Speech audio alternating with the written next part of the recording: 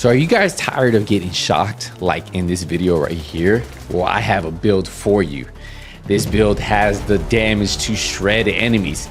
Now, depending on how you spec it, you can be more tank, more DPS. It's really up to you.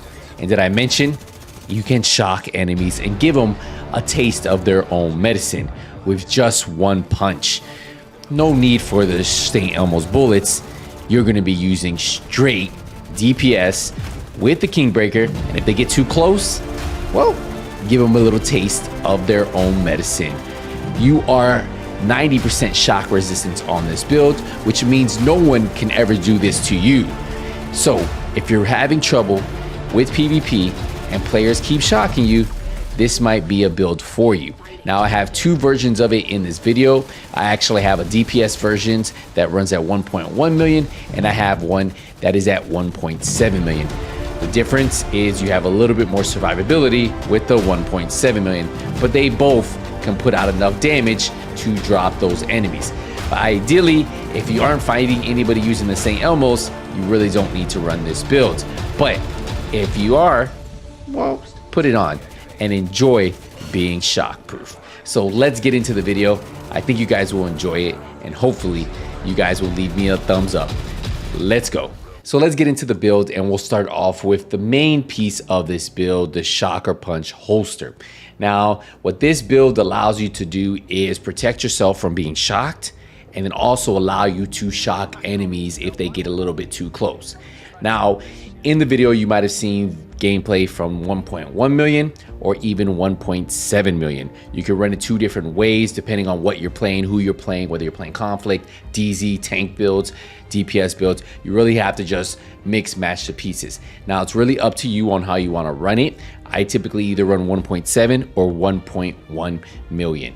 Now, we have the Shocker Punch here. Now, what this is giving us is armor. It has explosive resistance. It has hazard protection. So that's 10% hazard protection. Remember, on our watch, we have 10%. So that's already 20% hazard protection. But look at what the holster does. And I think a lot of people who don't really read into this holster hardly ever think about it this way. While Shocker Punch is equipped, the stun received from agents from shock status effect were reduced by 50%. So I'm gonna have 50% shock resistance with just wearing the holster, 10% from the hazard, and another 10%. So I have 70%. So that means on the build, I just need to have 2 hazard protection rolls or 2 shock resistance mods. Now, also by wearing this, if you read this, it says using a shield will give 100% melee damage. We won't be using a shield on this build, but using the St. Elmo's engine with the holster will give 100% extra melee damage and will make the next melee attack you apply shock to the target. So that means that I can just have the St. Elmo's as my secondary. If somebody runs up on me, boom, shock him, and then just mow him down, as you guys might have seen in some of that gameplay. So that's actually cool about it. And the cool thing is they could try the same thing to me, but I won't be shocked because I have the Shocker Punch holster and I'm gonna be protecting against it. So that is the main reason why you guys want to run this type of build. It will protect you from the St. Elmo's engine. It's the perfect counter. You won't be shocked and you'll love the build. For the mask, we are running the Fenris mask, so we're getting that 10% assault rifle. We will be using 2 assault rifles. We have an armor on here. Now, if you are going to run the 1.1 million armor build, you will run weapon damage here. We have critical damage, critical chance, and critical hit damage as your mod. For the chest, we're running the closer chest. Now, again, if you're gonna run the 1.1 million armor, you need to run a weapon damage roll here.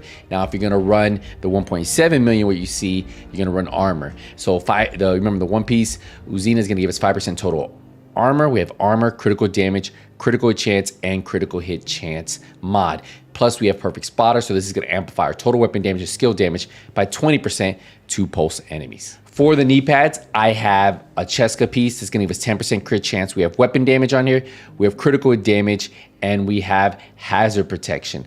Now, again, if you guys are going to run this build, you just need to make sure that you have the hazard protection on any of the other pieces, and then you can have the rolls. It doesn't have to be on the knee pads. You just need to have at least 2 hazard protections or hazard protection and a shock resistance mod like I have. So in my case, I would just need to have hazard protection somewhere else on the build. For the gloves, we're running the Petrov gloves. This gives us 170,000 armor. We get the most applicable damage of the 8% damage to armor, and then we have the 12% critical hit damage. And then for the backpack, we have the Grupo Sombra backpack, which gives us 15% critical damage. We have weapon damage, we have critical damage, we have critical chance, and then as I said, you need to have 2 hazard protection or has shock or 2 shock, and we have a shock. So we have the shock resistance mod here. So we're sitting at 90% shock resistance, and that's all you need to be shock proof. Now we have companion while you're within 5 meters of an ally. Skill, total weapon damage is increased by 15%. If you want to run vigilance and not have to worry about having a skill or being near ally, you could do that too. But I like companion because even if you're taking damage and you have that skill near you or that ally near you, you're gonna still have that 15%, unlike vigilance. If you take damage, well, you guys know how that goes. Now I am running the Kingbreaker as my primary. You can see we have weapon damage on here. We have this, well, we have 23%. It is 23% expertise. We have 15% assault rifle damage, 21% health damage, and 10% damage strikes out of cover. Plus, we have perfect flatline, amplifies weapon damage by 20% to pulse to enemies. We have crit chance on the scope, 20 rounds in the magazine. We have the link laser pointer because we're running the technician specialization. It's gonna allow us to pulse those enemies without having to use a pulse. And then we have 5% crit chance on the muzzle. Now, I am running the St. Elmo's, and that mainly is going to be to shock the enemies because you remember, if you pair up the St. Elmo's with the shocker punch, when you go up to enemy, if I have this out, boom, I melee them, and they will be shocked. So the St. Elmo's engine is more of a utility weapon for me in this case, because if I get a player who's rushing me, I can shock him. He's gonna be in place if he's not running some shock resistance, and boom, I can just keep going. But the Kingbreaker is the one that I will be fighting most of the time, and what you guys saw in the video. Kingbreaker is my go-to for this build. Now for the skills, really up to you. I constantly swap my skills out all the time. I love running the decoy because people like to pulse. I drop the decoy, I take off somewhere else, try to sneak up behind them. Ideally, that's typically how I get around players.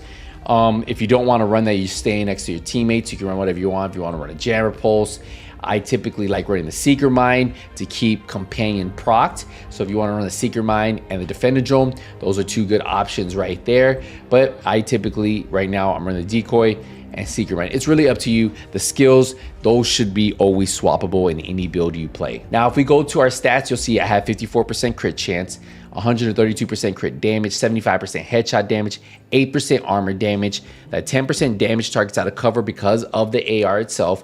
Plus we have 21% health damage. So you can see already a lot of damage right there off the bat. We're sitting at almost 1.7 million, exactly 1.692. So overall, this is the build. And remember, you guys can run it at 1.7 like this, or you guys can run it at 1.1, which I also run it like this. So you can run it either way. You can see, you just have to run reds all on the other places. So it just depends on what I'm playing. Like if I'm playing Conflict and I'm running against a lot of DPS players, well then I might go 1.1 because I'm used to playing at that low armor. If you struggle at that, right, you're gonna wanna go something a little bit stronger, and maybe a 1.7. You'll just need to have all blues, 2 reds, and that should be good for you. So just something for you guys to keep in mind when you guys are making these builds. But yeah, that's it guys. Hopefully you enjoyed it. I'll see you guys in the next one. Hey, Nothing But Skills out. Take it easy, everybody.